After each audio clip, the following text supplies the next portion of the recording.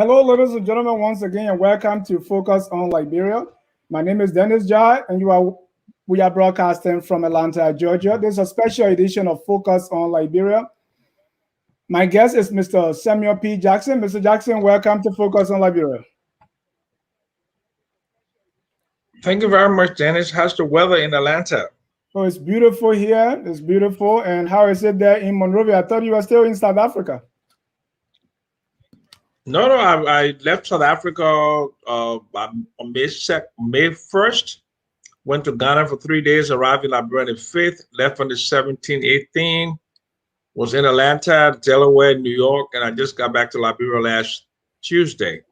Great. And I'm on my way out again on Sunday by the help of God. Oh, that's wonderful. Have fun. Mr. Jackson, we saw your Facebook post endorsing President Weah for a second term. And I was wondering to myself, is this real? So I will ask you to look in the camera and just in one or two sentences, restate that declaration that you've made. Well, I don't have it on me, and I wrote it. I don't, but I can give you. I can sum it up. Yeah. Basically, look. That is the thing is this. I've been involved in politics for 46 years.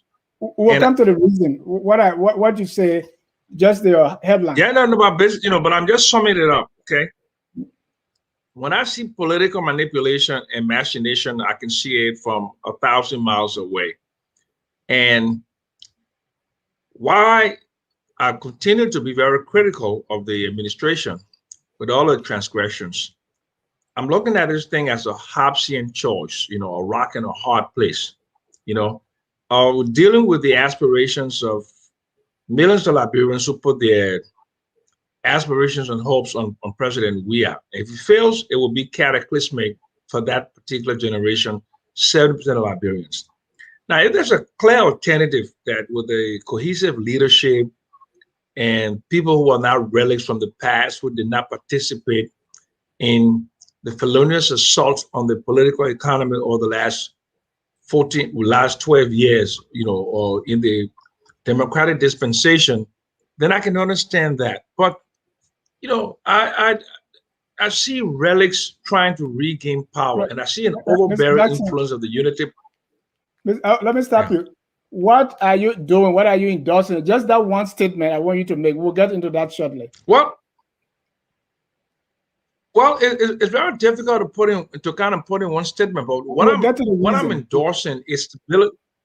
I'm endorsing stability, and I'm endorsing a flawed administration, but with the possibility that we can do some internal reforms and we can stop the train wreck that I see coming in 2023.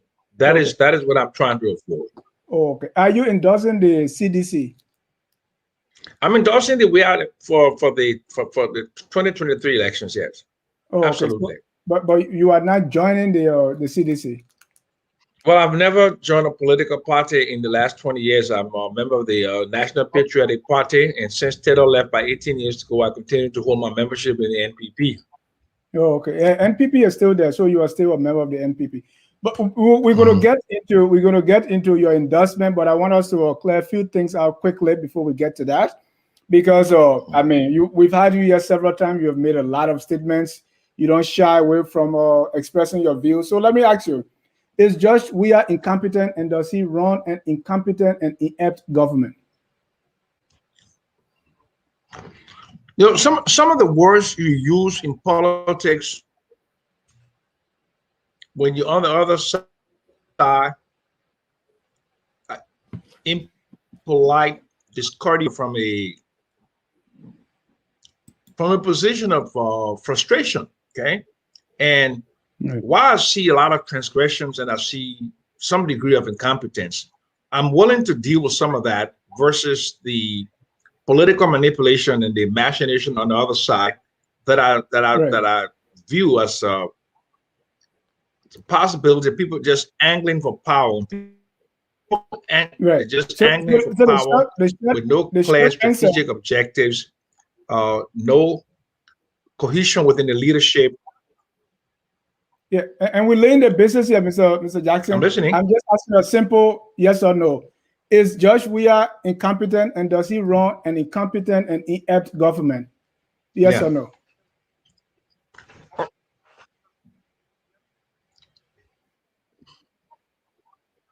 Well, I see some So degree of he's growth. no I longer see some incompetent. degree of That's what you growth. mean. Well, I put it to you this way. I explained to you earlier, you know, in politics, yes or no Okay. answers in this kind of situation is very, very difficult to say at this particular moment in terms of incompetence. Okay. I'm trying to repair a relationship with an administration that I have continuously pilloried and been very confrontational with. I mean, to continue to say things like the president is incompetent, that is not going to help the cause I'm trying to advance. So at Oh, this particular moment, I don't wish to use the word incompetent. okay. Can you recant those words, or do you have any regrets in them? Oh, I cannot recant anything I said. I stand fully behind what I said in the past. What has changed, Dennis, is my behavior to the transgressions and to the challenges that Liberia face with the Yeah. CDC government in power. I'm looking at two polar opposites. Okay, a government that is in power, that is very flawed, and I'm looking at a political opposition that's trying to supplant this government with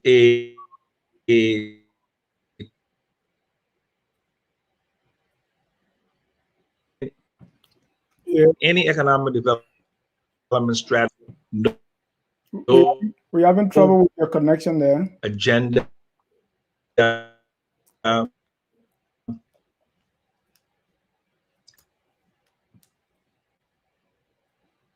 And hear me. Yeah, okay. Now you are coming out broken, but go ahead again, say something, and we'll come to your No, but I'm endorsement. I saying just want us to lay the no. I'm basis. saying Yeah, so you know, we got I got that. We'll come to why you are doing this. I just want to lay the basis here that you are no longer using these Dennis, terms. you have to be. Yeah, you have to speak a little louder. I can barely hear you. Oh, okay. You are breaking up. You are really breaking up.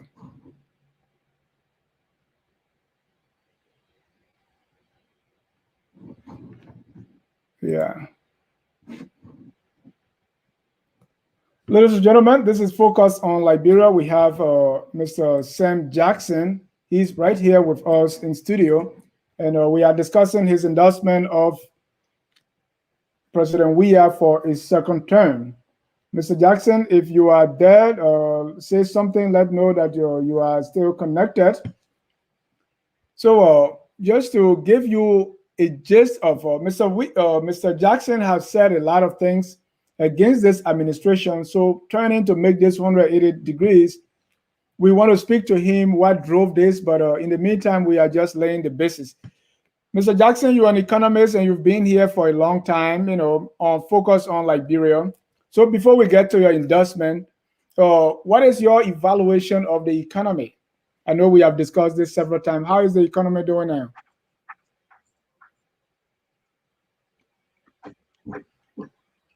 Mr. Jackson, are you there? Because Dennis, you have to repeat your question because I'm having look at we're having internet issues. Okay. Can you hear me? I can hear you loud and clear. Can you hear me?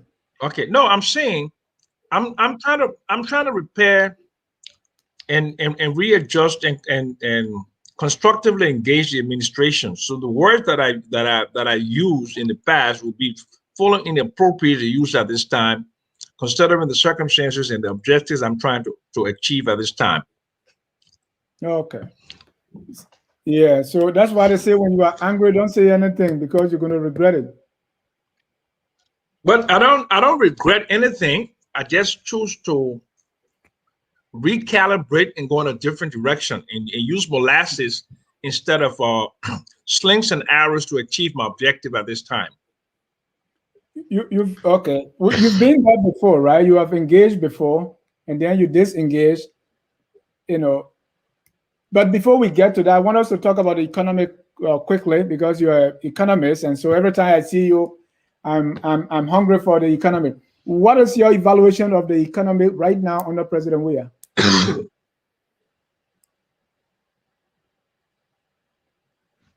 Mr. Jackson, can you hear me? Okay, are you asking me about the economy? I'm still having issues with the internet, but we're trying to make this work. Yeah, I'm asking you, Dennis, what is this? Yeah, the what is economy is the clearly. Go ahead. Look, the economy has contracted. The economy has contracted for 12 consecutive quarters in the last 3 years. It's clearly challenged. Okay, but also there's some glimmer of hope in terms of the political economy, with inflation now reduced to 12% from its high of 30%, and I see that aggregate demand may increase, and I see some positive growth rate in 2021. It may not be the projected 3.1% of the IMF, but I see some growth rate. Look, let me stop you there, because you've been here several times and you have talked about the economy. You know you can use inflation as a key indicator right here. You know, so you have to. no, That is not true. Yeah, you and I know inflation. Inflation is one of the indicators of macroeconomic stability. Okay, high inflation indicates a macroeconomic instability. So the inflation is still double digit, but is been declining and has improved the purchasing power. And inflation is an indication of macroeconomic stability, and it is a very significant portion of monetary economics and economic development. Absolutely. But we know why the inflation has dropped, right? Because the economy is bad because of the pandemic. Things have gone very bad, you know, and then so nobody's buying, right? So if the economy is buying, people are not buying. I mean, why keep the prices up there? So in this case, you and I know that the inflation is not going to be any key determining factor here. You know that. Okay, well, Dennis, I don't know how much economics you know, but if you don't take me for granted, because you are using inflation. Normally, you will talk about the GDP. Normally, you will talk about other things, the interest rate, the corruption index, and now you are only banking on inflation. No, I'm saying, no, but basically, I don't know how steep you are. I don't know how steep you are in macroeconomics, but I mean, to say that a macroeconomic stability is totally incorrect. You broke up there, Mr. Jackson. Come again.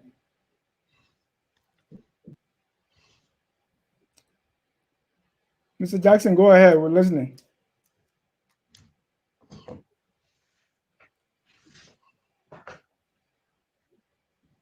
Can you hear me?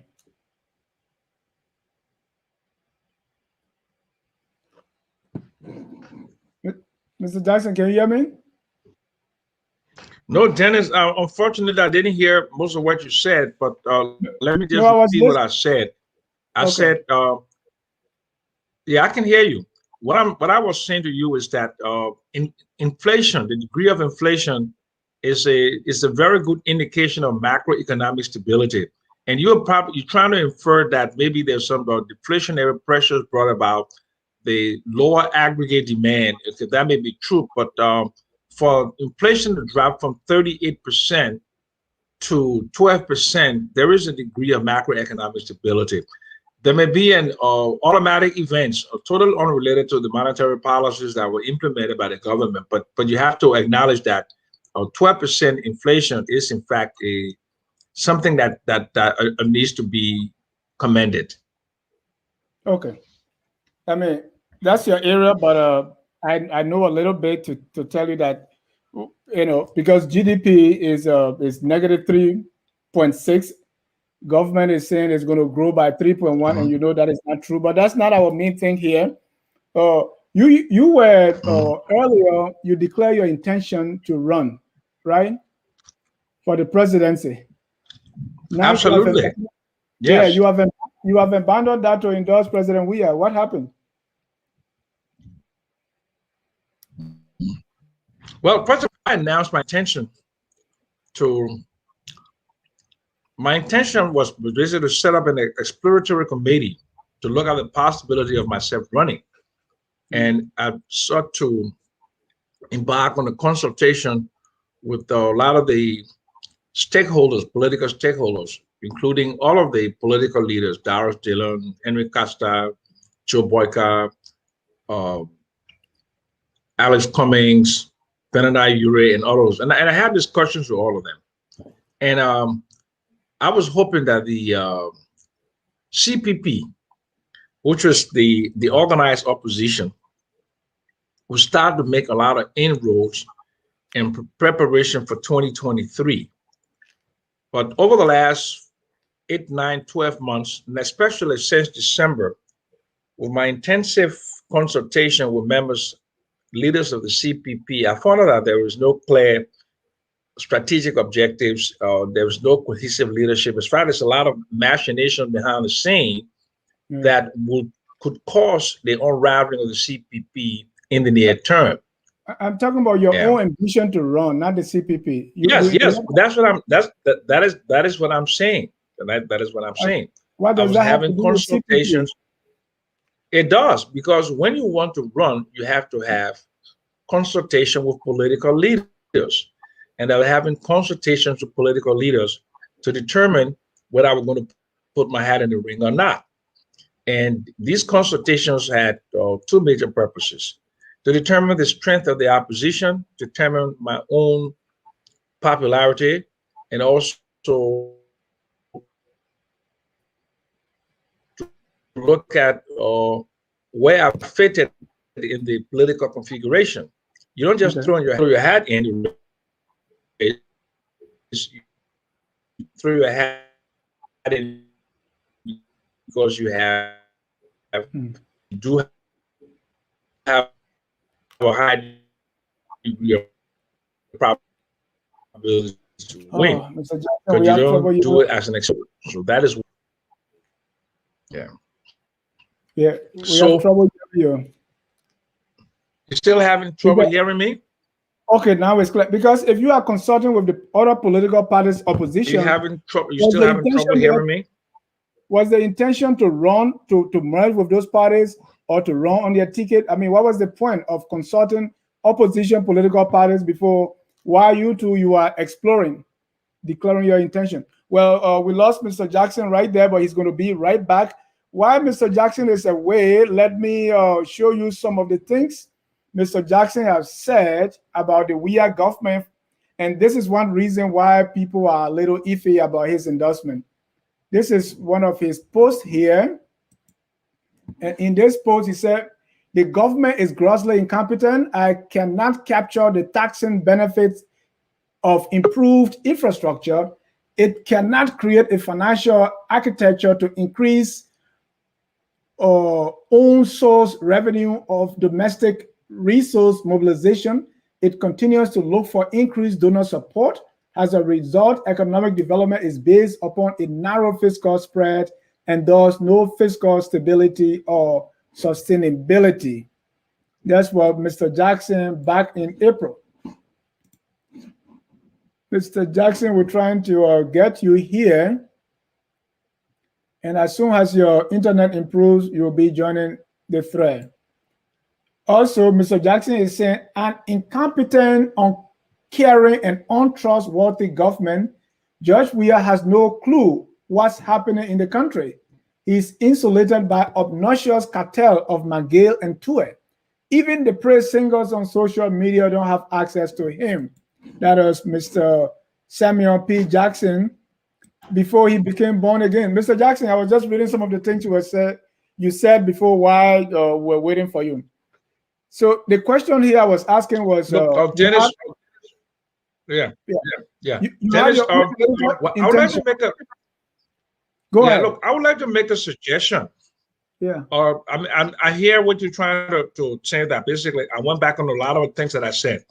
You're right. But because of internet instability, I would Yeah. recommend that we do this tomorrow when this is what I used last night as phone TV. I looked at the credits ran out, and I took and the internet here in the hotel is very, very unstable. So I'd like to suggest to you that I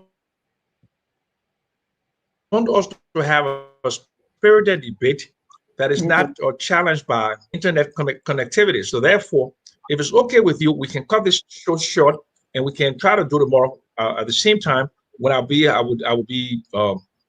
have bought a lot of internet credit and I will have more data so we can do this in the right way, because I want the Liberian people to really hear my views and want us to Oh. have a spirited going in and out doesn't do justice to your show, and it really will not serve my purpose of trying to articulate in a proper manner to the Liberian people. So I would recommend that we just basically Can you can have you call can this you stick filled with a lot of data, and I'll be able to speak to my people. yeah, tomorrow we have other plans. So that's why. But can you call on WhatsApp and let's see how that will sound?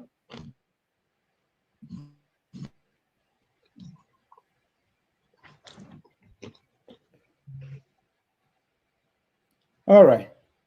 We lost Mr. Jackson. We can't hear you, so we wouldn't have the time tomorrow at the same time we have another show. That will be another show, but we can reschedule. Since your internet is bad, we can reschedule and do the show tomorrow or another time.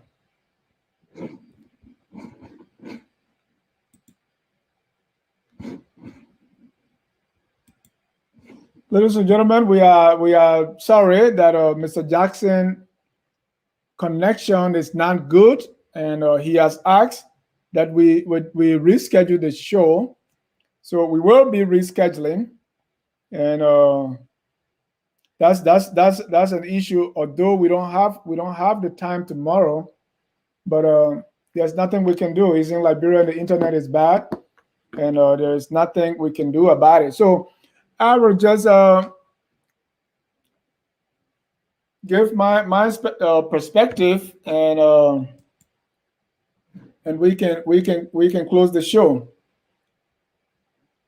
Uh, Let me see who's calling. Would that be all right? But as it stands, Mr. Jackson is out. Mr. Jackson, I've said a lot of things against the Weah government, so it is not easy to make a 180-degree turn and say something else. So there are a lot of things that he needs to clarify, which we wanted to talk about.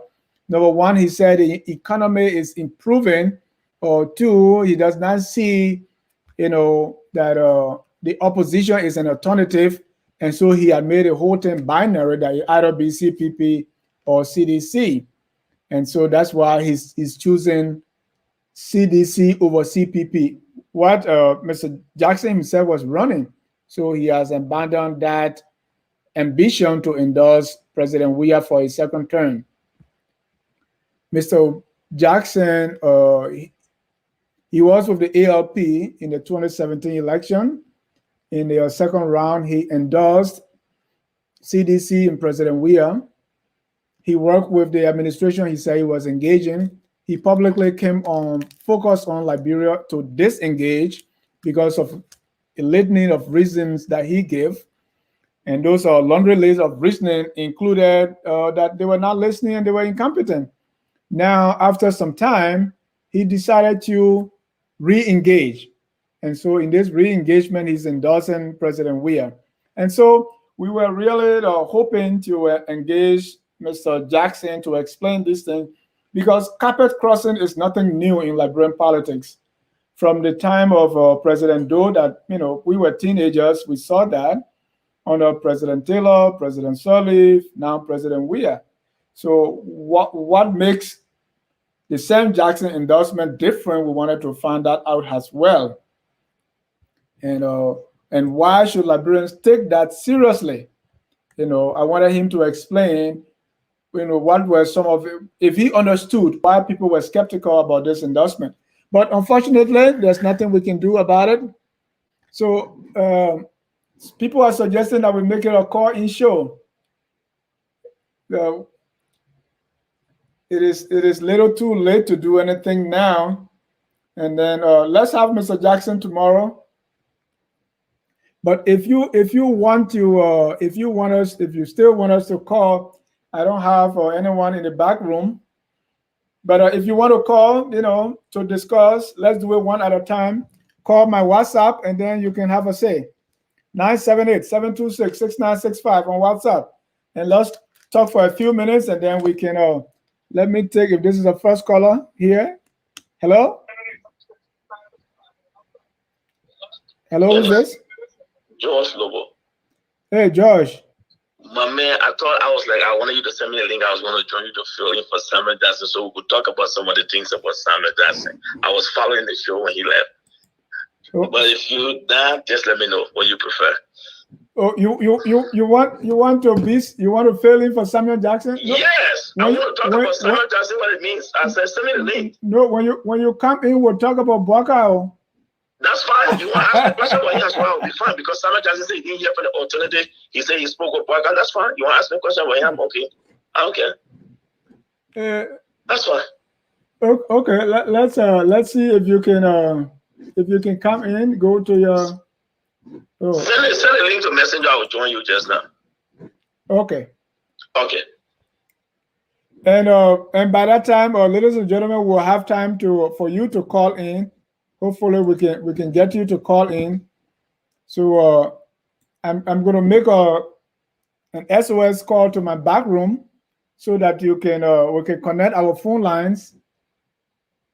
I think the same internet trouble Sam Jackson was having, it looked like he left that with me. Okay. Judge Lobo want to come in, and if you are there, not just Judge Lobo, and you want to join, please come in. This is focus on Liberia. This is we can talk. There's no big deal about it. We don't have Mr. Jackson, but I know what Lobo wants to do. Lobo wants to butcher the papier while he's not here. Oh, okay. Oh, Lobo, let me do this.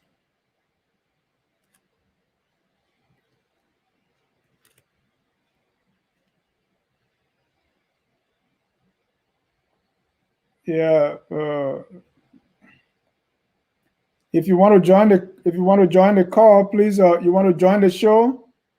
Come on, send me your link and join on. Let's talk.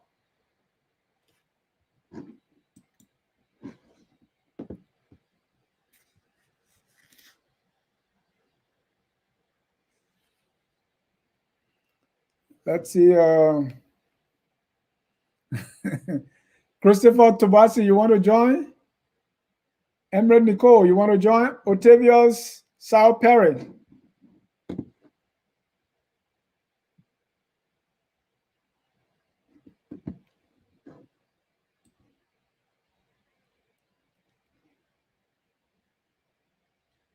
Say Sam Jackson will pretend that he's not here. No, that's not true. He had an internet issue and he couldn't join. That's all. And so let's throw in a few comments here, and we're going to be right back.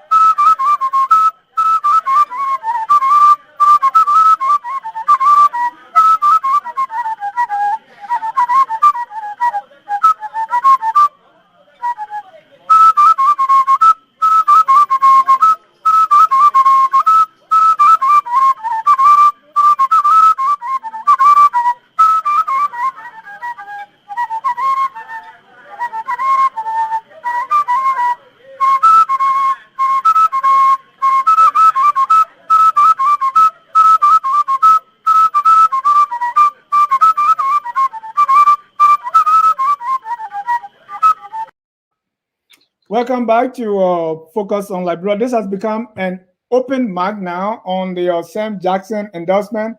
And we have a caller here. Caller, your name and where you calling from? My name is Edwin, and I'm calling from Massachusetts. Edwin, welcome to Focus on Liberia, and thanks for your support. Thank you. Thank you. Well, I listened to Mr. Jackson yesterday on another talk show, and I think, like you said, we have a history where people have flip-flopped, and it's not, it's nothing new.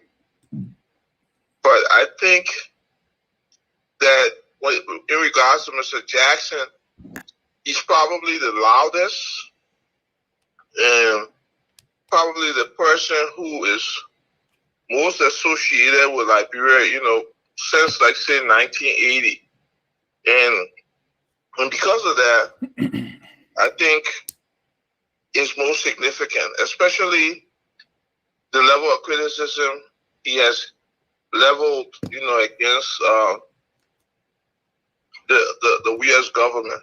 All right. And I think people shouldn't, Mr. Jackson made a lot of statements today yesterday about relics. He made a lot of statements about some of the failures of the Unity Party. And I think, and even in the history of Liberia, he made some acute points. The problem is that in one way or other, Mr. Jackson has been an active participant in the history of Liberia for the last probably 50 years. Mm-hmm. So, for him to talk as if, because he would say, well, everybody has political interests. Everybody, this, but if everybody has it, then you're not removed from it. Yeah. So when you say certain things, people listen. And then when you deviate from it, people then become concerned. Right.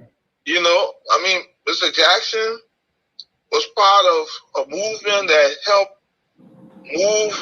remove a government that, when we look back, may have been going places.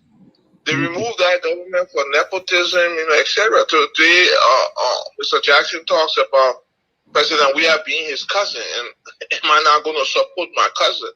So how are you going to remove a government for, say, nepotism? And now you're supporting cousin. I get your point. Exactly. All right. Exactly. So in a lot of ways, I find Mr. Jackson to be very controversial, very... Of course, there's nothing wrong with being controversial. Pardon me? There's nothing wrong with being controversial. Yeah, and polarizing. Oh, okay. All right. But Mr. Jackson will be back. We'll reschedule, and we can continue on that discussion. But thank you, Edwin, for calling. All right, no problem. Thank you. Thanks.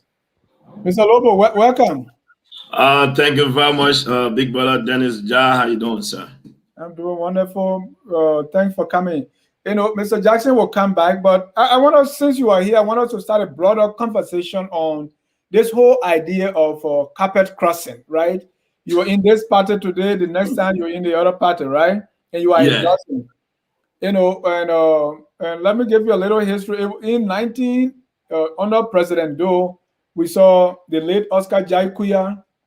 I think when government trying to get you, they put some charges against you, and then for you to clear those charges, maybe there are some backdoor deals, and say, hey, come on, And so Oscar Kuya was able to join the NDPL. All those charges were dropped. We saw the veteran Tuan Ren, the same thing happened. Of late, we saw an influx of people coming from. We saw the COP youth going to the CDC. We saw one of the loudest voices in the who was very vocal in the opposition bloc, Mr. Christmas Silly. He joined, and then came the controversial Mark Jabate. So this is just going on. In your view, what do you think is happening? What is fueling this kind of going here and there? Mr. Jaff, first and foremost, let me say thanks to the audience. I think personally, it just speaks to the type of society we've built.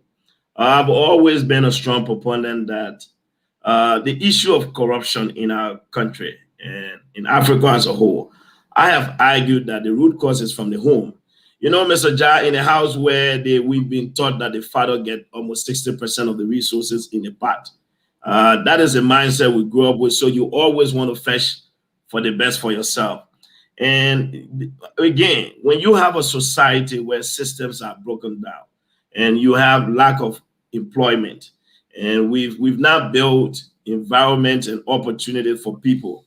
So you find that the little that is available, people will do everything possible to get a portion of their share. And sometimes I'll tell you, we can speak in terms of integrity, credibility, dedication to party, but again, Mr. Jha, I'll tell you, most of the young folks in the country, like for example, you heard Mike Jabate crying. He told you that he was in the opposition, life was good for him. He went to the CDC, things have become difficult. I think in the absence of financial independence, most of these folks, they move using the Kekula Koto's idea where the sunshine is where you hang your clothes. So you will not find too many people. Don't get me wrong. There are young people who will say, you know what, this is what I believe in.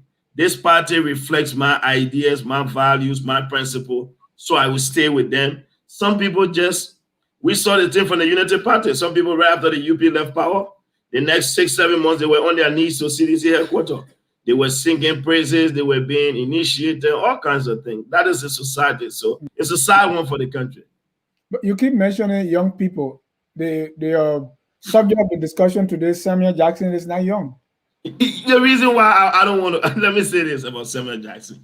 You and I know, I think anyone who wants to interview Samuel Jackson just for the public, I will advise that you come to Focus on Liberia.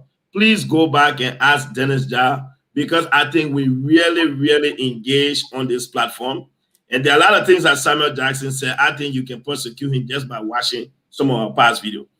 Mr. Jackson, you and I know, Dennis, I have argued on the issue of the progressive.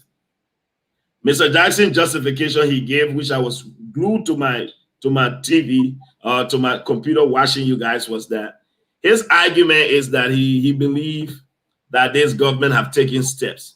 This Mr. Jackson and I were on this platform.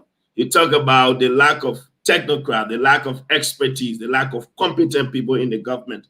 So I wanted for him to really tell you, because which I knew you were going to push it, to tell you if he has seen signs, if he has seen those technical people, those brains being brought in to improve the economic, which will support the creation or the implementation of economic reform. Nothing. Mr. Jackson, you know him. From Toba, he was with the PRC. Every time he remind us, he showed that a picture with him and Doe when he was sitting down behind President Doe at that press conference. And from there, he talked about his friendship with Taylor, with Ellen. He has found a way to survive.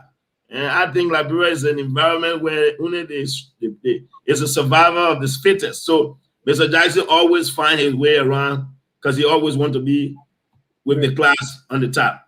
I mean, I would not describe him 100% the way you did, but it's from what you've said, is he in any unique category, or that's how this is normal? You know, to be honest with you, Mr. Jha, here's what I would say. I don't know what way I will really describe him, because I strongly believe that Mr. Jackson, he argues that he comes from the progressive. And Mr. Jha, can you imagine?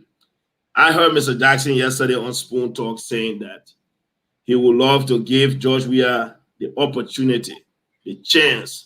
And then I argue that you have President Todma, who was doing 200,000 times better than this government, that you people could not give chance. I don't understand the justification, but the Liberian people now will have to get like 40 years ago. You can still continue to judge him on that.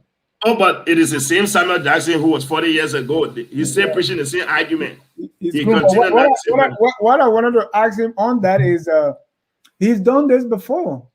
Okay, That's my point. he was with the CDC government. He said he was engaging, and they had the economic summit. And when he came from there, he came here, and we talk about it. I personally challenged the rationale behind that stuff. I call it fiasco, and he was mad about that, right? And at some point, he came and he said he was disengaging. We had a show here, he disengaged publicly. So what changed between the time he disengaged and now? He said, and from other shows that he had, that he's only adopting a new strategy, but nothing else has changed. Here are some of his reasons. He said, I support continuity for 2023, not because the Weah presidency is flawless, but because it represents the aspiration of millions of Liberians. What I'm going to tell him is that statement is also true in 2017 with Boakai, because Boakai was not flawless, and he also represented the aspiration of millions of Liberians. Even in the United States, Donald Trump represented the aspiration of millions of Americans. So any justification based on someone's aspirations or representing some core group of people, I think that's not valid enough. What's your take? Mr. John, I can't speak for Samuel Jackson, but here's what I would say. We all are smart to figure certain things out. Mr. Jackson, you record, he went off on the government in the past. He spoke about his $5,000 that were owed to him and that his call were not being answered. He was being kicked by the curb. I engaged Mr. Jackson even on this platform where I challenged him and said that the economic dialogue was a complete waste of public resources, one which he defended to the letter because he had direct benefit from it. 4,005 was sent to him for his transportation to go to Liberia. And also later on after that particular economic dialogue, which we all know that there were paradigms involved. I would say this to you. In the Liberian political climate, here's what we do. Once it favors us, once it benefits us directly, many of us, that's what we stand for. Some people believe that you should only support a party because you've worked in the party. That is why some of us, we come to this platform and have these conversations, looking up above our shoulders and saying, I did not benefit anything, not a rare penny, but I stand because I'm from this institution. We'll point out the wrongs that were done, and we'll talk about the good things. And I'm not going to join a party because someone's going to promise me a job or someone's going to give me money. But I'll tell you, here's what I believe with Mr. Jackson. We all know the CDC have said that they've been struggling and they need more people on their side to propagate government messages. So who knows? Mr. Jackson could have been brought on board to help his cousin, like he said.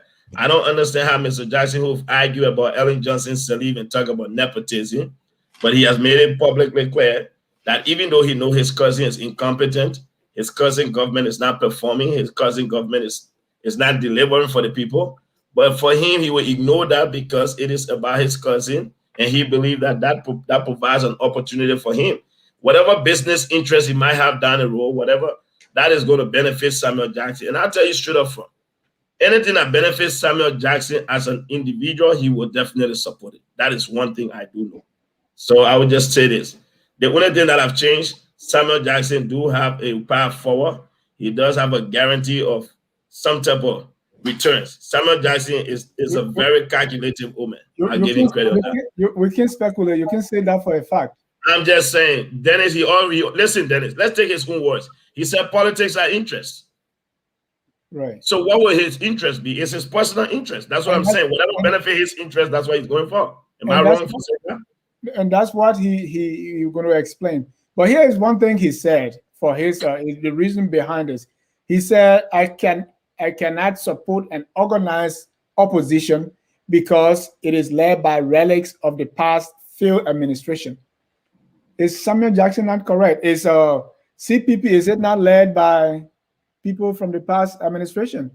CPP, listen, we have to be honest here, even though I'm part of the CPP, that statement is false because let's be honest here. In the CPP, there are political parties that have never led the country before. So I don't want you to use the Unity Party, because the only party in the CPP that have led Liberia, I think it will be fair if you say because the CPP is affiliated with a party. If you want to say a party which I consider a failure, but it's in the CPP, then that would be fair. But I think to term a guy like Mr. Cummings and that of other parties that have not led the country before, I think that's unfair. But here's what I would say. Now, whether the Unity Party was a failure, that is another argument, because this same Samuel Jackson made an argument before that life was far better under the UP time. He talked about how he was involved with the drafting of the poverty reduction strategy, the sustainable development goal. So he outlined that. He talked about how he worked. He got contracts during that time. So today, and during that time, he was given a franchise by even, what's this word that came that just left Total, and he could not manage it. So we can get into all those specifics. But I think his statement in a general context is wrong, because I would say this. I would take responsibility for the bad and the good the UP did. But I don't think it's fair to expect people from the ANC to take responsibility for, because they are in a collaboration. So technically, with that statement, he's wrong. That's what I think he was not specifically talking about being in administration. Like he said, relics of the past, failed administration. So, okay, yeah. I mean, if you would term, then that's fine. But because if you see the ALP or Mr. Ure came from the Taylor Town, right? Yeah. And so now the Unity Party, and even the LP led by the late Bromskin, that party, you know, the late Bromskin was part of the Taylor government, even though there are some falling out. So I think he has a point here. Mr. John, I think, listen, it depends on which side you're speaking from, because here's a fair thing.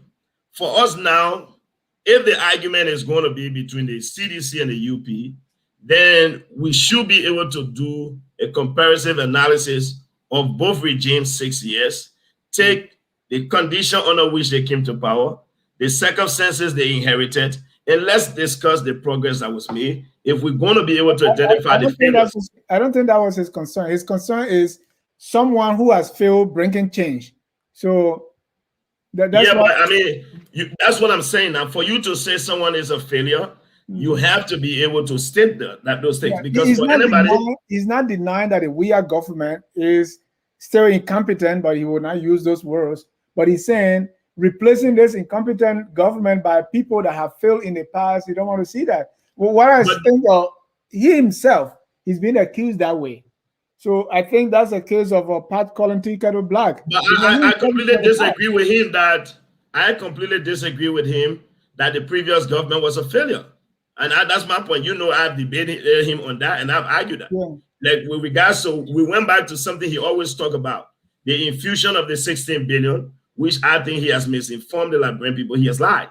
And we proved that. You have the tape where he said it was criminally infused by the UP government. And I was able to make it very clear and provide factual evidence that indeed the 10.5 billion that arrived in the country was never infused by the UP government, but this government. So there are things. So because Samuel Jackson called a regime a failure, I don't agree. Now, let me say this, Mr. Jah. I've always agreed that in the UP government, there were things that could have been done better.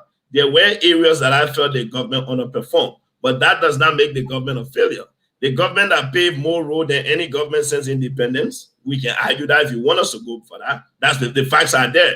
The roads are there. So we can talk about the economic growth during the government time. So those things exist. We can talk about the infrastructure deficit the government inherited, and we talk about what they left. So for me, I will not say it's a failure. I won't. I can't count. If you believe the UP government was a complete failure, I think we should then thank the CDC government.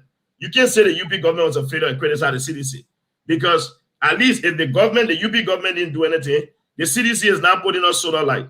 The CDC is paving 1 kilometer road, neighborhood roads. So then how can they say be a failure too? That is why people are struggling, especially those of us from the educational class. We can't say the government that reconstructed the hydro is a failure, but the government that is putting up solar light at $65 per pole is a success. The government it's not. No, I'm not saying for him. I'm just speaking for the intelligentsia class. That is what we say. We can't say this government was a failure with all of these things that were achieved. Yeah, but many besides the CDC diehard, you hardly see people saying the CDC government is a failure. But they are not still excusing the opposition, and I think that's where the opposition needs to do a better job. One of the things he said was he didn't get a call from them. He tried to reach out from them. They kind of gave him, but he was able to get that from McGill. McGill calling him consistently. So how is the outreach effort on the part of the Unity Party?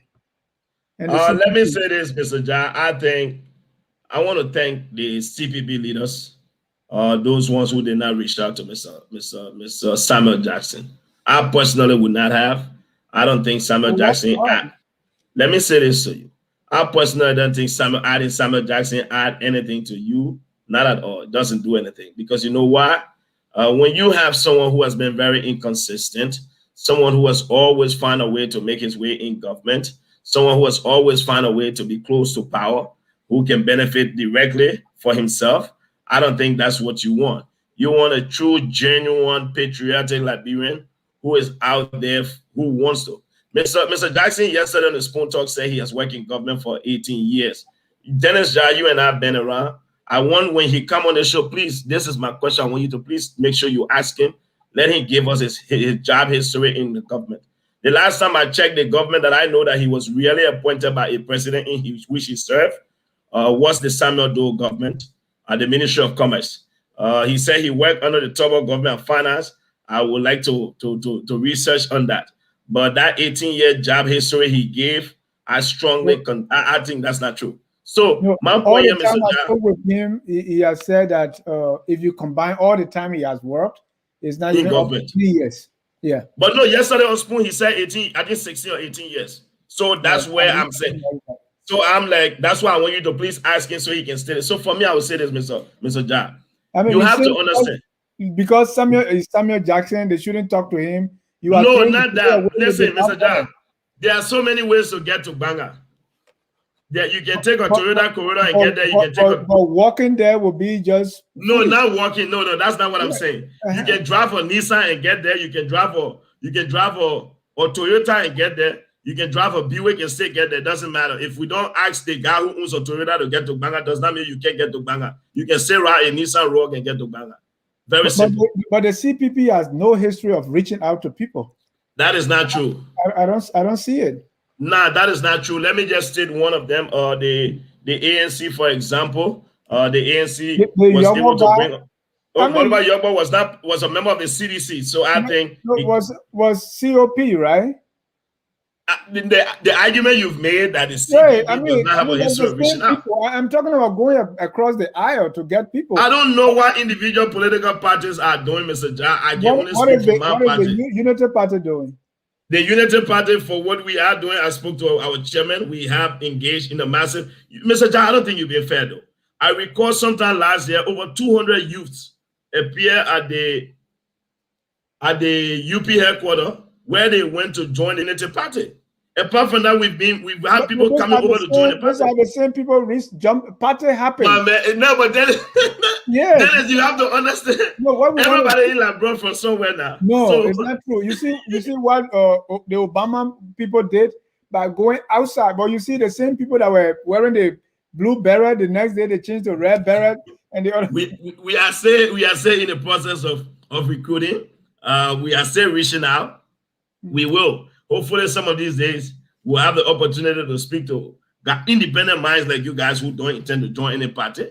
We are going to reach out, Mr. Jar. The election process is ongoing.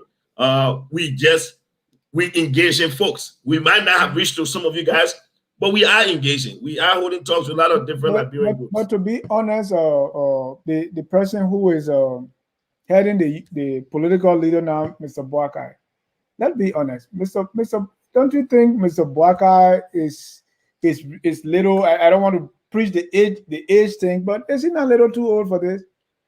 As far as I'm concerned, Mr. Jar, here's what I would say to you. Until the Constitution of the Republic of Liberia states if there's an age limit for who becomes a president, I strongly believe that discussing his age as a result of running for the presidency, I find that to be discriminatory. I think he is a Liberian. What I think we all should be focused on more It should be based on his experience, his qualification, his ability to deliver for the Liberian people. Because the issue of the age, let me say this, Mr. Jar, let me just conclude my thought on this. Okay. That argument can be made only for Liberia. If the issue of age, we saw here in the great United States, the Americans wanted a president when they felt that they wanted to replace Donald Trump. They went for the most experienced public servant, which was Joe Biden, and they brought him. We can look even in Africa, for example. That argument was made, though. That argument was made. It was made, but at the end of the day, overwhelming majority of the Americans felt that the man with the most experience because Mr. Lobo, this is Liberia, where there's nothing working currently, where you need boots on the ground. By the time of 2023, Mr. Bwaka will be 80 years old. Where in Liberia you ever saw any 80-year-old person working? Let me be very clear with you. Before President Ellen Johnson Sirleaf left power, she was over 80 years old. And let me say this, Mr. Jar. What I worry about is this. What Liberia will need come 2023 is an experienced, dedicated, committed leader. Someone who has the discipline, someone who has the character, the integrity, someone who has been tested, a man who has not stolen public funds to build mansions for himself. Because if we bring forth a leader who is concerned about enriching himself and amassing wealth, then the country will go nowhere. And I think a man who has lived in his house for over 40 years, I'm glad that Liberians, the CDC governments and surrogates went to his home and posted pictures of his house, which demonstrate that a man throughout his 25 years public service record, he did not steal taxpayers' money to build mansions in his home. So on the basis of that, Mr. John, what I'm concerned about is it's not what I want or what you may want. It's what would the country need. The job of the president, Mr. John, he's not going to be hauling water. He's not going to break wood. His job is to execute. He got to go to Sino. The roads are bad. That is why he has made it very clear in his platform, in out stating that in ARTS, he has made it very clear that roads remain a priority on his list. He knows that as a president, he must travel. He can't travel without that. Why is he not actually campaigning or supporting or the Weah project on roads? Because we are talking from his playbook. So it's like you want to get something done for the country, and somebody is doing it. Why is he not supporting that effort? I think we should be. Let's just state the facts on that. For the first 2-3 years, he made it very clear. You heard him the other day. He said, I decided that I would sit on the sideline and support the government. Because for me, it's not about talking. How do you support by sitting on the sideline? This is an experienced man, as you said. What is he currently doing to be supportive of the government? So Mr. Jar, let me say this now. Mr. Jar, here in America, what they do is that the current president will engage former leaders. Secretary of States or secretaries will engage their predecessors on issues that matter to the country. I think Ambassador Bwaka left that line of communication open. It was up to the CDC government led by President Weah to take advantage of it. Let me just bring something to your attention, Mr. Jar. I was keeping this as a question to ask Ambassador Bwaka because you know that I do defend him. So I went to do a research, and I had the privilege to speak to the former 3 finance ministers in Liberia. And I came to realize that I didn't know more about that road from Banga to Menekoma. I think you are old enough, maybe you could educate me. I learned that's discrimination based on age. I'm sorry, no, I'm just saying you're older than me, Dennis. You older than me. How you know that? You say trust me, you are older than me. Just tell me. I call you people up. Oh, when I call you people up, you didn't say no. When I call you people up at the beginning of the show, you accepted it. That's a sign of respect. So let me say this, right? So I didn't even know that when the Liberian government made the debt waiver and they decided to go out to solicit funds for that road, according to the former finance minister, then he said when he went to Kuwait to engage the government of Kuwait, he said it was the former vice president, Ambassador Bwaka, who brought the original plan for that road. He said, do you know that that road was supposed to have been constructed when Doe was in power from the government of Taiwan? He said the Taiwanese government had begun the project on that road, but when Doe passed away, that whole thing stalled. I remember even with Chancellor, he tried to get on that project, but again, when Lloyd Rebel got into Lofa, he didn't want to. So you have to engage him. Let me engage him. You want to talk about Joe Boakai, and you are asking Gafuan. His uncle and nephew. No, it's not about talking about him. I'm just saying that was back in the day. It was about the road. I wanted to know how the funding was sourced, and because I went looking at it, then I said, when this whole road thing started, because as far as I'm concerned, who was working on the road before? And that's how I got to know that the Taiwanese government initially was in the process of paving that road, and it didn't go through. And so they just took the old print and they used it doing the marketing of it. That's what I'm trying to say. So what I'm saying is that if the CDC government felt that there's a need to engage in on something, they can take advantage of it. He's available to them. He has said it. Yeah, but the government is not engaging them. Does he have any, or how to call it, what almost former presidents have? Former president, former vice president, they have a presidential library, they have some institution, they have something, that you can, what can we identify Mr. Boakai with? So let me say this to you. That's a great question. As far as I'm concerned, ever since he left power, he runs the Joseph Numa Boakai's Foundation. The other day, you say what? What does that foundation do? The foundation helps in so many different ways. They provide scholarships. The other time, the foundation donated an ambulance. Recently, you recall the same foundation donated the two mini ferry boats that people were talking about. So, no, Mr. Lobo. I mean, you know how this. One of our men said when Labrador man want to curse you, then he said to a point. So it's not that kind of point I'm calling you. But this is a man who has almost 40 years of experience. In public service or what? In public service. 25 years for the records. I want us to correct that again. You said 25 years. 25 years? 25 years. If you want, I will send it to you so you can have it. When he's been actively working. Because 25 years in public service. Right. 9 years LPMC, 1 year LPRC, 3 years Minister of Agriculture, 12 years as Vice President. 25 years public service. Yeah, in between there, we still call that because this is the no. I just want to know because right. There has been said he has a 40 years public service experience. That's not it. So to me, for someone with that wealth of experience in LPRC, LPMC, and all that, and what you are doing post vice presidency is to give votes. I thought he would be, kind of doing something in his area of expertise, but he's giving tools.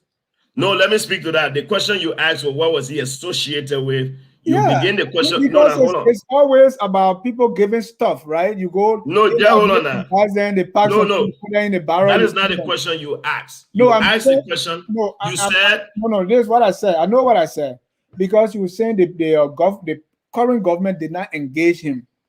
So I said, what does he have for people to engage? Because if you have these institutes, if you have things that will help the government, look at Jimmy Carter Center, the man former vice president, so he's advising elections and other things. And you're talking former vice president, he's giving boats, he's giving ferry, now let me say this now. Every time can do that.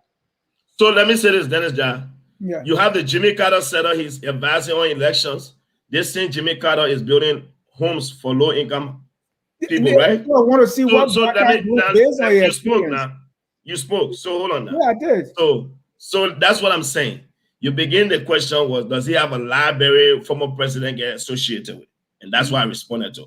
But let me say this. Are you aware this former vice president owns a farm in Bapolu County? Are you also aware that this former vice president purchased 1,200 acres of land in Bowman County where he made available for the farmers? You can go there and grow crops. He have people that he pay that advise you on what to do. Whatever you produce, Dennis, and you sell it on your own. So you see the thing about him, like I said, that's charity, right? I'm talking. I'm talking about if this former vice president with this experience, if you were advising people and expertise in agriculture, your career there is almost in ruin, right? Expertise in governance. What do we do? Almost every political leader, we can go on any website and see what their plans are. And Sam Jackson talk about that. And we've been talking about that right here. Okay, I want to see a Joseph Boakai involved in those kind of things. That people will go to him, his institution, his foundation, and just drink from that wealth of knowledge. But you say he's farming. I got my farm too. So Mr. John, let me say this to you now. Let's be very realistic when we speak. Yeah, we are. Now, so hold on. We're talking in terms of Africa, and we have to be real. In America, when people leave offices, when presidents, vice president, major government officials leave offices, there is support from the government they get. You are speaking of a man who collects, let me finish now, who collects 850 United States dollars from the government and 25,000 Liberian dollars. Apart from that, he has obligations at home. And then he's also providing scholarships and providing assistance for so many other Liberians. So when we speak in America, the very first thing, when you leave power as a president, the government is the one that built that library for you. It's not yourself. You establish it, you decide where you want it, and then you begin to raise resources. Now, what I would say to you as a vice president in Liberia, he has tried to be engaged. The little he has, you remember people went at him for saying he lives on loan. Now, what people didn't understand, a man who does not pay don't have car payment, he don't have a mortgage payment, but this man told you he bought almost 127 acres of land that he has provided to the people. Now you didn't care to know how he got the funding to buy that land. He told you how much he made. So I'm just saying, Mr. Ja, with the little he has, one thing that we all know, he did not take public resources for himself. So he is giving back with what he has. And I think the first thing we must appreciate what he has given with what he has. That's what I would say to you. Okay, let's look at people say, oh, he's supposed to be broke because he didn't steal, he didn't do this. But let's look at the salary of a vice president. The legislators are making not less than 100K every year, right? So I'm assuming, you look at the budget almost every day. I'm assuming he was not making less than $10,000 a month. If you look at that, don't you think the president can put away enough money? If you look at a country where even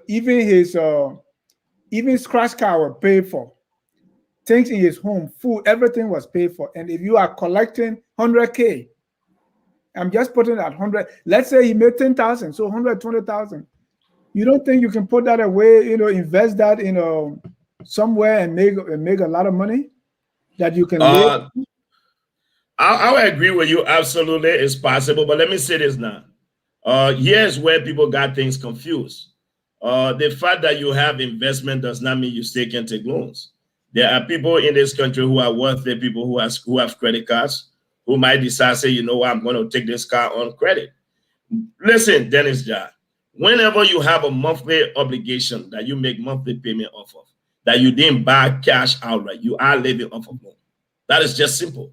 What exactly is the VP loan on? What do you think that is? Now that is something I didn't check on it. That was the first thing. That's what we should have done. So that's something. But let me say what he said to us. I think the best thing, the fact of the matter, he was able to tell us. Concept of living on loans. I mean, what is it? Let me finish now. Yeah, you asked me. Yeah, but what is it? Do you know? So to me, he explained it the other day with T-Max. He said, listen, you live in America. If you have a mortgage and you're making payment, you are living off of loan. If you have a credit card, and for me, my own understanding, I don't need a VP to explain to me, Mr. Ja.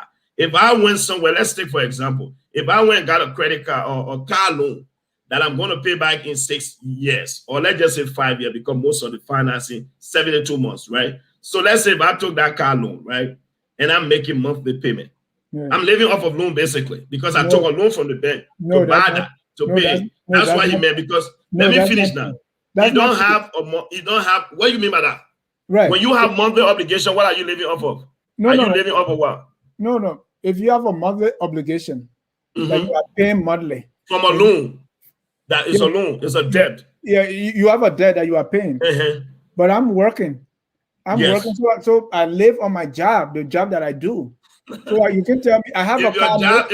Listen, Mr. John, I have a car note. I have a student loan and I have mortgage.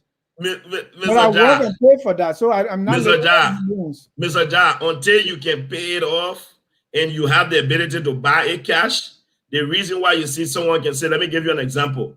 The Saints running back, Abu Kamara, he says since he got to the NFL, he has never taken a loan to buy anything. He lived off of his paycheck. As a matter of fact, he said, I'm living off of my endorsement. I have not touched the money I have made from my job. So let me finish now. In as much, I just made it clear for you. Ambassador Boyka don't pay mortgage. He don't own car payment, right? His house is paid for. He has lived there. Ambassador Boyka collects $850 from the government plus $25,000 Liberian dollars. But he also told you during his chit chat with Costa that I own properties. That one have been forgotten now. We don't know what type of properties he owned. We don't know what he took the loan for. The good thing he did for all of us, I think if we wanted to do further as journalists, I think the best thing would have done is to follow up. What type of loan do you have? Why did you take the loan? So that argument, so when he said that, he has given his explanation. I'm only going to go off of his explanation. My job here is not to sit and complicate things. As far as I'm concerned, if I don't have the means to buy anything cash and I'm indebted to somebody, I'm still living off of loan. Because if I had the money, I would buy it cash. As long as you don't, you live. Yeah, that's my understanding of it. Yeah, but we don't know, and there's no need for ambiguity when it comes to these things. But when he makes it ambiguous, people, and then the next thing that you're saying is, we're not supposed to ask him. We've been making frantic. No. Hold on. We've been making frantic efforts to have Mr. Boyka here to be interviewed. He has not been able to honor our request. So efforts have been made so that we can ask those questions. But what we see from most of them is they go to a friendly station where someone can feel into, because the first interview with White was just a promotion, right? There was no tough questions. So I disagree with you. That's not my job to say that. The audience decide for that. I can't make that decision. What I'm saying is we've invited him, he has not come. So that's one reason why we have not asked those questions. But let me speak to that. I want to clear something on that. Let me finish. You always like to say, let me finish. So let me finish. So let's be clear. If you are working and you are able to, even Tiger Woods does not buy a car. What he does is he leases cars. So we may say also he's living off loans. Right? Because it's Tiger Woods. So the whole concept to really explain VP's statement that he's living off loan because maybe he owes somebody in the yard and he's paying, so he's living off loan. I mean, he needs to explain, and I don't want you to polish it because that's what we do. We try to pass these statements and make it look fine. That's your job. It's good, but I'm going to ask, and I'm not going to accept that kind of explanation that because he probably owing somebody, so he's living off loan. All right, so let me say this, Mr. Ja. Let's get past that. Let's go to the next issue. I'm not. I'm speaking on something different. I'm not talking about the loan. But let me ask you a question before you speak on it. But you spoke on something I wanted to clarify on the issue of his appearance. His own business. So let me ask on his issue of appearance. I want to speak to that because you're not the only one. On the issue of the former vice president appearing on platforms, I think you said that you've made frantic effort to get him on, and it has not been successful. I would recommend you continue to try. I think yesterday I spoke with you on what my own engagement is and what I hope to do. I hope to have an opportunity for all of you people to ask the questions you want to ask. Don't you think that I would love for you people to ask these questions so that it makes the job a lot easier for me? Definitely. But again, you must understand, like I said, Ambassador Boyka appeared on 50-50 the other day, which was not pro-friendly, let people say. He is going to be appearing on Spoon on the 19th of this month, which is next week, Saturday. Again, will you say that's pro-friendly radio station? It just depends on the timing. And think about it, Mr. Ja. He turned down 50-50, not turned down, but he had to reschedule twice. Thank you. And also, so he will make his appearance. Okay. I got your explanation. Thank you. There is this thing that the vice president, the government's supposed to do it for him, right? What? Like his pension, build a library and do that. What did he put in place as a vice president under President Sirleaf? Because those things, It's like who was it? The late Jenkins Scott said, or asking Ellen, President Salif, oh, let me just shine your shoe. So somebody actually said, when you were there, who shined your shoe? So with Mr. Boakai, you're talking about the package for former presidents. I mean, what did he put in place under President Salif? Mr. Jai, let me don't tell me you were packed and so you had nothing to say. Mr. Jai, again, let me say this. One thing you know that I do respect is your right to freely express yourself, and that I respect hardly. But your insinuations might be different from the reality of what happened. I don't want to speculate. I have enormous respect. How about insinuation? I'm asking what did he put in place? So just wait now. I'm asking you. You say I should not tell you he was a packer. I wish I was not. So you were insinuating what I was going to say. So what I want to say is this. According to what I know, I don't want to just reduce it to the former vice president. I recall there was a bill that was proposed by Edwin Snow, which Madam Saleh vetoed. According to what I learned about that bill, I think there was a severance package, but it also included lawmakers. And I think they said Madame got mad.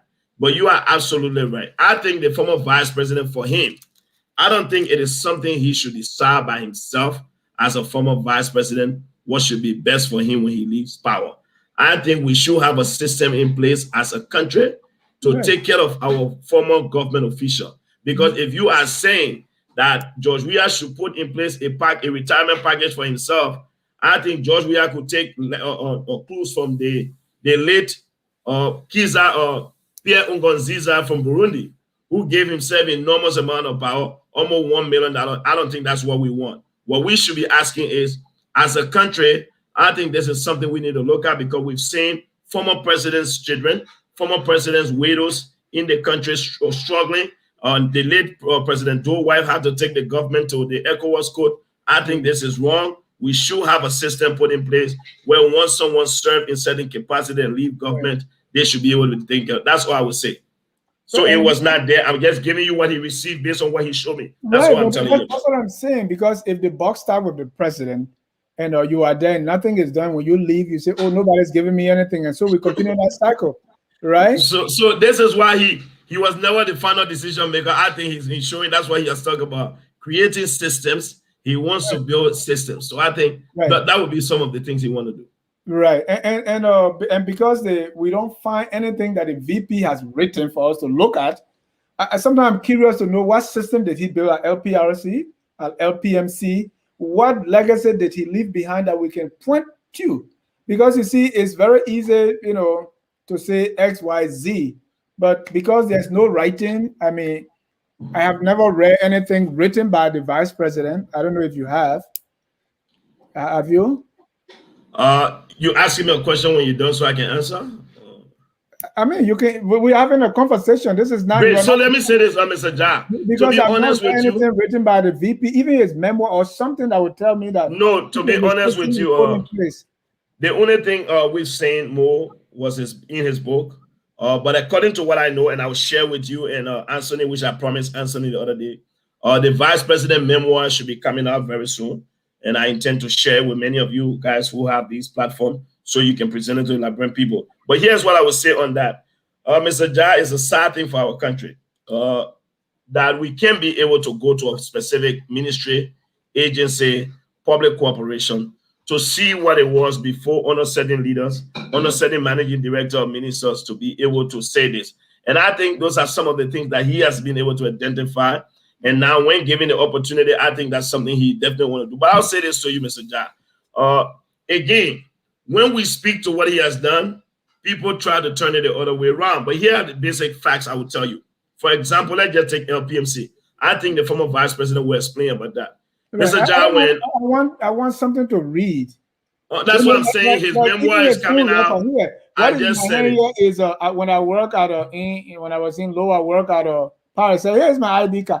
Does he have anything, even his own notes that he had written to people that he bundled up? But if he wrote his personal note, he has it. That's why he shared from a personal perspective. But right. I mean, if he have, because those things become public record. If you were working at Finance Ministry or LPMC, and even the memo you used to write, does he have copies that we can look at and glean something? Yeah, but now the question should be, Dennis, the former government signed the Freedom Information Act.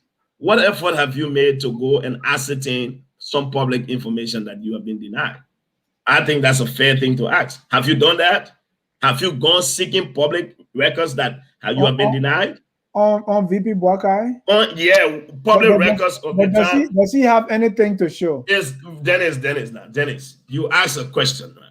The government that he works in of Information Act. I mean, you are with the VP. That means we gave you the right to come check, to ask for any information about when we serve here. But there's nothing there. If you go now, even the public statements of these public corporations is no longer on the website. But listen, Dennis, I'm saying, has someone with that proximity with the VP. If you go to her, do you see some photos there with some of it? Oh no, Dennis. To be honest with you, let me tell you basic things. I have had the privilege to sit and read things from the old man, and he has shown me things that I was able. Let me tell you what I told him.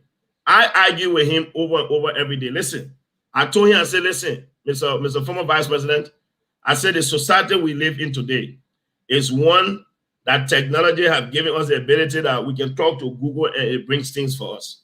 I know back in the days, those information may not have been placed on the internet like it is today. So that is why I personally was strongly encouraging to do the memoir. And he told me, he said, George, the memoir is coming out. It would detail every policy programs that I put in place where I work. So, Mr. Jah, I would say, just hold on. I will make sure that copy is made available to you, and it will be made available for public perusal. But I will say this to you. I am 150% confident that given his expertise and what he was able to accomplish at the places he's worked, I have no doubt that Liberian people will definitely say, you know what, indeed, he is the right man for the job. And that is why I support him 100%. Let's bring in a few of our comments here. James still says something from the... Okay, let's go to the... First, Isaac Vase, are you a journalist, John? Now you didn't ask it. Yeah, the question is for me. I will answer it. Journalist means someone who keeps a journal. So I have my journal. I have my journal here. So yes, I'm a journalist. No, don't give me Dennis. Please need me to. You want to say name me 2 vice presidential. You want to say libraries. You say in the United States, or presidential library in the United, or is presidential library not vice president? You agree with him? I have not gone to check on that about vice president because I know when Joe Biden retired, he took the train to go home and he was living a simple life. I have not checked on it, so I'm not going to speak to. I can't speak to what I don't know. I can research and check on it. I was using the library for just an example. Like, but I think most of the library I've heard about in America have been mostly presidential library. Well, that was just an example, because when you leave power, especially places like Liberia, and you don't put anything together for people to go and research and do something or take part in something. It could be civic education. No, you're right. That's something I would support. But everybody is doing this charity work. You give farm tools, and I'm not trying to play that down. That's important. But I agree with you. The expertise that you carry, I think it's something you can share. I agree with you, Dennis. That's a smart thing. I would advise that's something he should be engaging. Even if it's every 2-3 months to do a youth camp, to talk to young people about public service and what it means to be a dedicated. I think that's something I encourage you. I'll support that. I want to be able to listen to his speeches. Even when he was vice president and he was claiming that he was not being used. Did Ellen stop you from going to Tadma High and deliver a speech? No. I think, Mr. Jah, on that issue, the context in which one who interprets that statement wants to interpret it is a problem. He used the word a back race car. Right. No, what I mean is he was not being utilized, but he was not as what he's trying to say. I agree. No, I agree. The rate at which he wanted to be used. That's what he meant. Because of the wealth of experience he had. That's what I think. Personal initiative. He could be writing op-eds. He could be giving speeches. He could be writing books. He could be having lectures. Because people like that, we want to learn from them. I agree with you, Mr. Ja. But you know what? Our society, I think I agree with Mr. Ja. And this is why I will encourage him that he should do some of these things. Like the other day, when he went to the youth retreat in Bon County, you know what he told me, Mr. Ja? He said, George, he said, you got me to speak. He said, when I explained to the young people what I did at LPMC, he said they were confused. I said, yes, because you know what? We don't know what some of these people have done. I said, you have to explain to our people. And that is it. What someone said. Yeah. Let me read it. Don't worry. No, I was about to put it. No, let me read. Yeah, go for it. I want to hear. He said, go away with your dishonest lying self attitude. You know, it's easier when we don't. Dennis, come on now. I've been, you know that these things are normal. So it's obvious. I don't know what is it that I've said that I've been dishonest about. They won't point at it. It's just that, when I don't praising the government, I'm dishonest. I don't have credibility. It's fine. Even though, Dennis, do you know that I'm corrupt because I'm from the Unity Party? I have never worked in the. I didn't work in the UP government. Yes, I didn't come on UP scholarship, but I'm corrupt because I'm from the UP. All the things that you are advising VP Boakai to do, they're tough for him. I mean, let's face the fact. I mean, you don't expect him. I have my son. I mean, this boy, he typed faster than even his teacher. Right? What you are telling VP Boakai to do now in this age is like Pierre Lumumba say is you go in the storeroom, you get a Corolla, and then you want driving a Bentley. It can't happen. The papa, I mean, the man is old. Let's face it. He doesn't learn these things. You want him to do that overnight? It's like, I don't want to use the old comparison to say teaching old dog new tricks, but I mean, let's face it. It's past his time for him to really come and learn these new things. He's not going to do that. Why can't he be that backbone to Mr. Ja, here's what needs to happen, right? In our society, in the Liberian society, few things that I have argued. I have been very clear, and I have said, if you have a presidential candidate under the age of 45, with the experience, the expertise, the qualification to lead the country, bring that candidate, and I will jump on board. Now they won't. There's not a single one. Finish. What do you look for in a presidential candidate? So hold on. For me, you have to understand, Mr. Ja. Even in leadership. I mean, look at your energy. Look at your. Hold on now, Mr. Ja. Hold on. Someone should be retired. You see, don't turn this thing. It's not about living. Let me say this, Dennis Ja.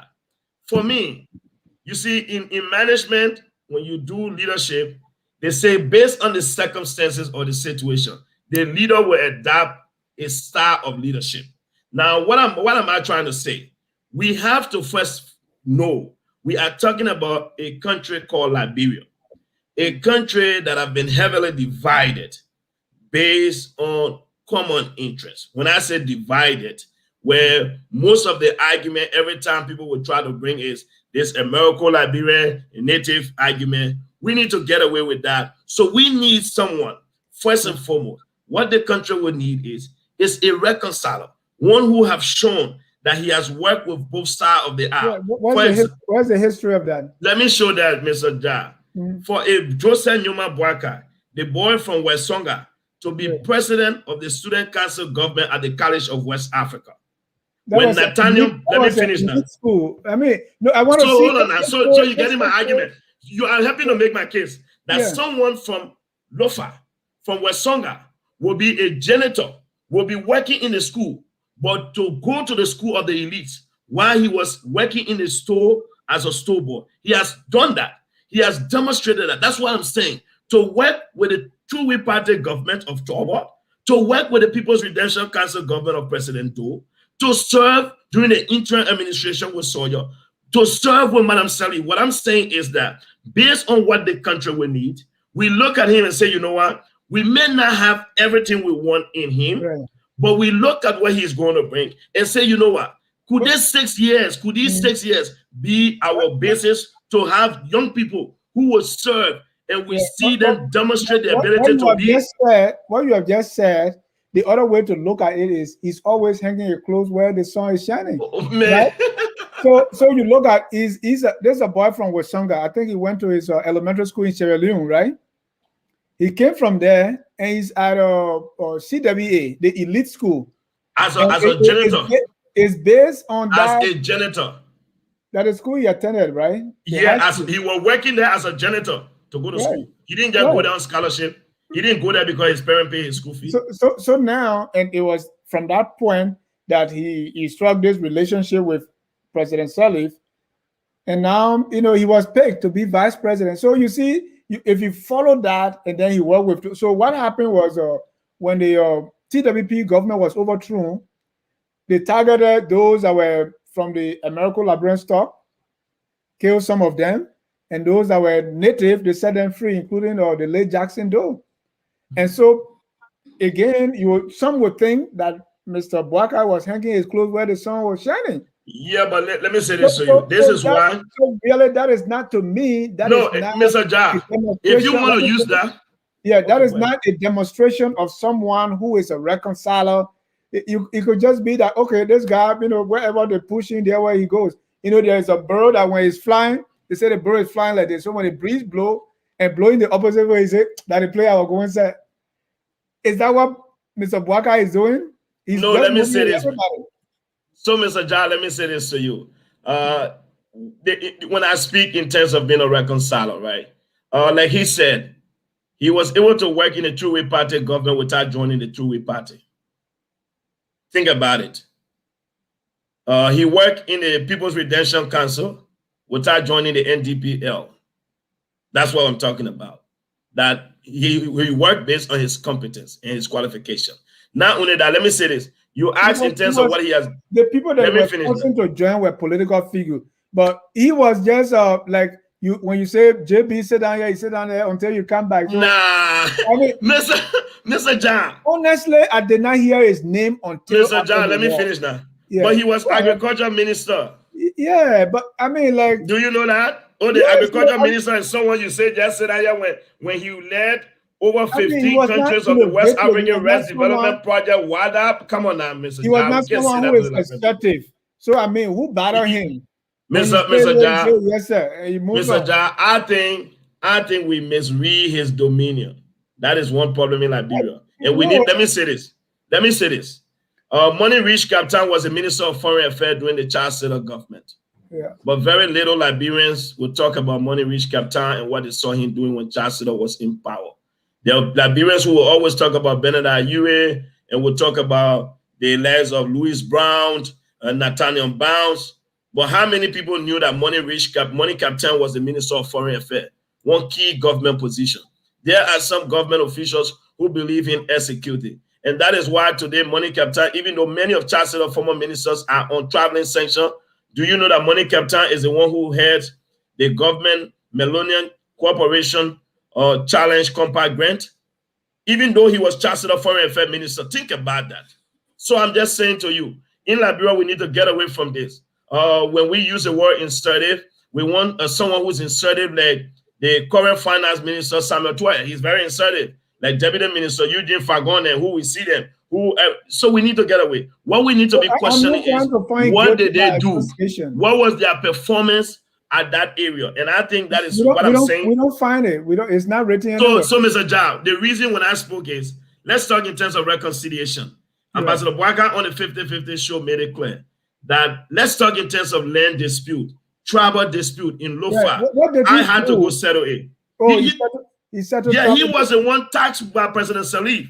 He settled the land dispute on the Oro. In Nimba County, he was involved. He was involved even when it comes to the constitutional reform that was held. Nimba County, the Ganta land dispute, you mean?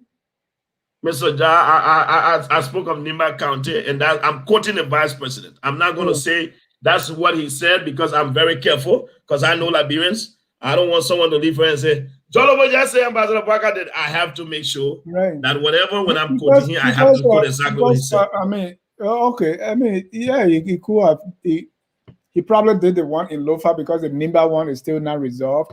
And then on the issue, I wanted to see some records, but you know that's fair. I mean, we cannot say that Mr. Bwaka is not experienced. He doesn't have all the characteristics or some of them that you're talking about. I mean, we can't deny that he has worked all through and he has those. It's just that right now he can't make it. You know, he I mean, let's face it. You know, and most people, what happened is, and somebody described this to me. They say Liberia is becoming like Somalia now, where group of people would take guns and you know, become president. They get their resources and then they gone. In Liberia, it's not guns, but group of people take a political leader, got behind that person. The person is in power now, and then you get all the things. So we saw the likes of Samuel Tue and all these guys. We are became president now. They are all, you know, they are licking their hands. And so what people are saying when they see you doing that, I mean, I like your vivacity and what you do for Mr. Bwaka, but it's just like Lobo too looking at Koji and all the other guys, and he wants to, you know, make sure that Bwaka wins so that he can get his maybe job too. Mr. John, let me say this to you. I won't stop people from thinking what they think. I don't control people's mindset. Right. Let me say why this. shouldn't they think that way? Let me finish. Let me finish, Mr. John. When Ambassador Bwaka was then vice president for 12 years, I have friends that were in the Unity Party government, that were in the hierarchies of the government. Never for once did I go to Liberia for a visit. Imagine if I had gone to Liberia when UP were in power, I think I would not have spent $1. But I didn't go to Liberia at that time. I didn't go seeking a job or scholarship. Really let me finish. Where you are now. No, let me finish. No, I will say this again, Mr. John. Very young. Mr. John, let me finish speaking. Sir, no, let me finish. All you want Bwaka to do. No, but you spoke. Let me finish. No, let me say this. So you can be the next McGill. Listen, let me say this to you. Here's the difference between Ambassador Bwaka and President Weah. Ambassador Bwaka have served, and he understands what needs to be done. He understands that the Liberian people calling him a statesman is not for a charade. It's not one that should be used as a mirage. He should be able to take that responsibility seriously. He must be able to instill discipline. The Liberian people are counting on him that he will be somebody, given the fact that he has served in previous government. He has seen the rise and fall of those governments. The expectation cannot be any lower for him than as compared to anybody in the race, because you know what? If there's anybody who should not make mistake, it should be him, because he was in a troubled government. He was in a dual government and with the Sali government. And I think that is why Liberians are counting on him and saying that he can make mistakes. And I want to say this very clear. One thing I do know, Mr. John, I know private conversations are private, but I will assure Liberians that the former vice president that I speak to, that I know, that the one I put my neck on the line for, I strongly believe that if Liberian people were given the opportunity to be the final decision maker of the country, with no doubt, Dennis, give me the first 2 years, the world will trust Liberia again and will be back in business. What is Mr. Bwaka's weakness that you know? You know, Dennis, here's what I think. If I was to say his weakness, here's what I would say. His commitment to institutional values. Sometimes they say weakness, right? Let me tell you why. Why is a weakness? No, let me tell you why people see us as weakness. We got 15 minutes to end this show, and let me say this. So one key one. So for me, they say people can eat over your hair. Is that true? No, let me say why. Let me say this. No, why is weakness? No, for me, I have not seen people eat over his head because I have been in meetings. No, forget that. Oh, just a passing comment. What is the weakness? For me, like I said, Dennis, I have, other than him being so loyal to institutions, because I will tell you when I say loyal to institution. For example, let's go back to the 2017 elections. Why many Liberians felt that Ambassador Bwaka and the former president may have had issue or may have fallen off. It was because Ambassador Bwaka, like he said, I was guilty by association. The party went to Banga and elected Wemon Pay as its chairman, and he had to work with Wemon Pay.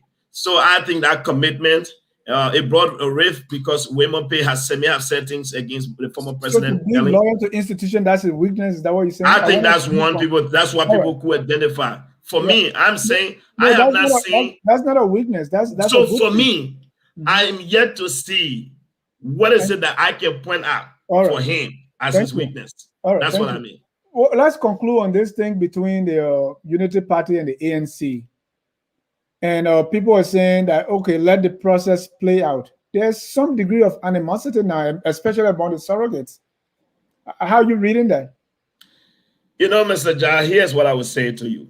I have great friends in the ANC, some of whom we build relationships and build bonds that whether we win the election or not, we remain friends. But people will have to understand in this political process, it do get heated.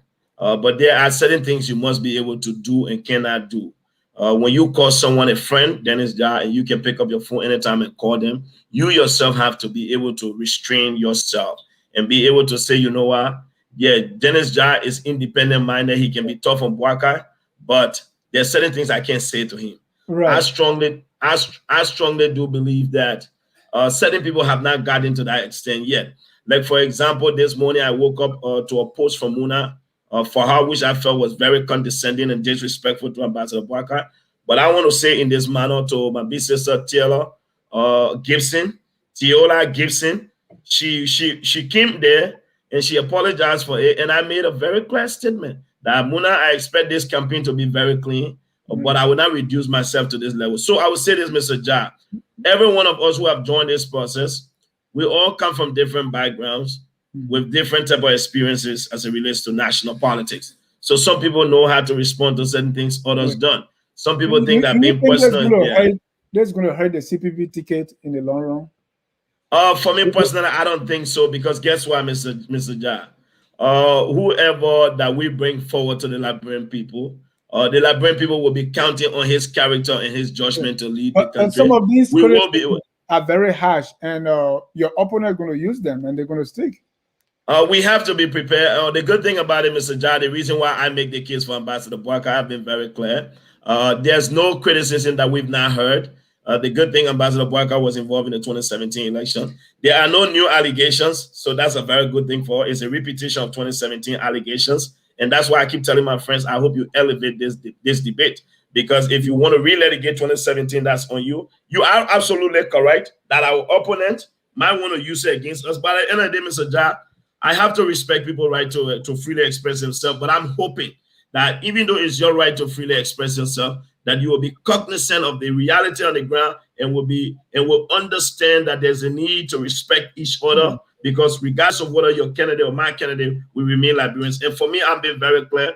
I think I've taken some measures to be able to lay off some people because of that. You and myself don't always agree. Sometimes you guys come harsh on me on a lot of things, you know that. And I always come to focus on Liberia because of that. And I think you know the reason why is based on the respect that I have for you, regardless of how much I disagree with you people. And that is what we should do. You try to butter me up now, but so well, you're great people as well to go, man. So in your view, because this whole thing, people are saying Mr. Boakai started it, right? Because he went on the show and said, I am the only person who can take Weah down. That to me did not sit well with others, because we all are in the thing together, and you are saying you are the only one. Everybody else, Weah will beat them. Well, what are you trying to say? And let's say tomorrow, let's say Cummings become the standard bearer. Will Mr. Boakai recant those statements? So let me say this first and foremost. I'll answer the question in two parts. Okay. Mr. Boakai, if Cummings is the standard bearer, then we will be left with no choice but to support him. But that does not in any way, shape, size, or form stop Ambassador Boakai for expressing his level of confidence and for assuring Liberians who believe in his ability to defeat George Weah. Did he misspeak? No, he didn't. No, he didn't. I think he's the only one. Let me finish now, Mr. Jah. Let me finish. I mean, I just want a clear answer. If he's the only one, no. But when I answer, I have to give you why. What's the point of? Let me tell you. No, let me say this, Mr. Jah. No, but because you got 3 or 4 people, right? And you are saying, anyone the process takes, and now you are saying, hey, we can care everyone, but I'm the only one who can defeat it. Anybody else? It's like America takes the other guys. Let me, Mr. Jah, the U.S. team will take a swimming team to an Olympic, and Marco Fields is in the team. The expectation is that the United States will do well. But when many Americans will say if there's anyone in that team that will bring more gold medal back to America, it's Michael Phelps. Are they wrong for saying that? No, let's turn it this way. What if No. That is it. We have a team. That is our team. The only man in there that we believe will bring more gold medal for that JMB. Is it a wrong statement? No, because the supporter can say that. But if Michael Phelps came up and say, he can say, you know why? Michael Phelps said, all of us going to the Olympic, I'm the only one on the team who can bring more trophy, more gold medal back to the United States. I'm the only one who will win a gold medal. He's right. No, he's not. He has a proven history of doing it. No. He has the number to back it. That's what he meant. No, if I'm the only one. Listen now, Mr. John, you have to be honest here. Let's look at this. Okay. I'm the only one who have gone against a coalition with George Weah in, which is a collaboration of 3 political parties, the CDC, the MPP, the NDPL, and have been able to accumulate 28% in the first round against George Weah alone. That's what he's trying to say. When the Unity Party ran against George Weah, it was the UP and the Congress for Democratic Change. It was one political party. So if you look at that numerical data, that's what he's looking at. And that's a factual statement. I don't think he's made a mistake. He's right about that. People were trying to relitigate 2017. Now you are using 2017 data. No, you have to. What data do we use to prepare? How do we forecast for the future? How do we inform our judgment if we want to prepare? We must use the past numbers to inform our judgment so we improve our allocation of resources where it is necessary. And that is why the data is important. So we can use the 2017 data. That's fine. Why we say when people ask Mr. Cummings, where's your base? Is that a wrong statement? Why do people say Prince Johnson has a base? Why is it people say the CDC has a base number that have always proven to be there above anywhere between 25 to 30%? And that is why George Weah, when he went to Ganta with Mr. Cummings, with Benedict Ure, the late Charles Bronski, and Prince Johnson, you know what the plan was. It was not for him to lead. And when they left from Ganta, what he said, no, gentlemen, we will make amendment to our agreement that anybody who goes to the runner will support you. But based on my strength from 2005 to 2011, I will run. That was his argument he made. And at the end of the day, we can tell what the history is. So I think Ambassador Boyka was not wrong when he spoke. And that is where we come from, Mr. Ja. All right, thank you. Any question? I think he was wrong. Nah, you are right. You are entitled to that. Yeah, I'm using my own opinion. I think and I respect that of you. Yeah, because you can't go in a battle and say, hey, even though we are on the same team, but I'm the number 9. Yeah, only I can score goal. The other guys when you say let's say we draw a team, Dennis, we're going to play, and you have Ronaldo dilemma in that team, and Ronaldo say, on this team, I will be the man with the highest goal, like he did when he was going to Korea, Japan, 2002. Was he wrong for saying that? Brazil, Ronaldo, Emerson. But who was the highest scorer? It was Ronaldo. And he caught his hair like this and said, even though I came from knee injury, I will be the highest goal scorer in the World Cup. Did he deliver? That is what he meant by that. Right. He said he will be the highest goal scorer in the World Cup. He didn't say I will be the only. But if you say you know how many countries went to the World Cup? 32 nations. Exactly. But he still said Ronaldo. When you say one person. Ronaldo will be the higher goal scorer. What happened to Rovado, who was on Barcelona? What happened to the other guys? Those are his competitors. So he was not wrong there. But what if he said on the Brazilian team, I will be the only person to score? Oh, no. And you need it. But let's leave it there, Josh. Thank you so much for coming. You're always welcome, my dear. We'll get Mr. Jackson if time permits. We don't have a schedule. Tomorrow, we're going to be going to Tough Talking Thursday. And guess what we're going to be talking about? Believe it or not, President Weah had made a number of promises. People keep saying he didn't promise anything. He did. And we're going to look at his promises and tell what he has delivered, right? Promises, if you can, whether those promises were kept, were broken, or just, as we say in Liberia, muff talk. It was liquor talk. Use a party chairman's word. They were liquor talk. So on Tough Talking, we will be looking at the promises of Weah, examining the promises made by Kennedy Weah. Are they work in progress? Were they kept? Were they broken, misleading, or empty? And how do these help or hurt his re-election? Great show. Also, tomorrow we're going to be having the literary hour. No, on Friday, the literary hour, and we're going to be Jackie Sire and Dr. K. Moses Nabe will be talking to author Augustine Sharif, and his book is there. You can get a copy and get prepared. Keep it here and focus on Liberia, where we educate, we elevate, and promote all things Liberia. Mr. Lobo, without running a campaign for, what's your closing comment? 1 minute. Sam Jackson, I just want to say, comments. I want to say thanks to all of you. I want to say thanks to the Focus on Liberia family. Mr. Jai, I think it was a wonderful conversation. Thanks to the followers, those of you who express your comments, the ones who agree and disagree. I respect you guys highly. Again, let me say to the Liberian people, you are the ones suffering. You are the ones for the past 3 years you've had a government who have not been able to provide economic improvement, have done nothing to improve your life. Come 1 May 2023, no amount of propaganda will change the situation on the ground. We must ensure that this government is sent home packing. We must retire former soccer legend, Liberia 25th President George Weah for good. And on this note, we must elect an experienced, competent, qualified leader. That is Ambassador Joseph Numa Boakai, Liberia's most experienced finance public servant. On this note, I want to say thank you all, and thanks, Mr. John, for the opportunity. And on that note, whether you agree with Lobo or not, whether you think Mr. Boakai will be president or Cummings, no matter what you agree on, one thing is clear: we are all Liberians, and that song is taking us home. We are Liberians.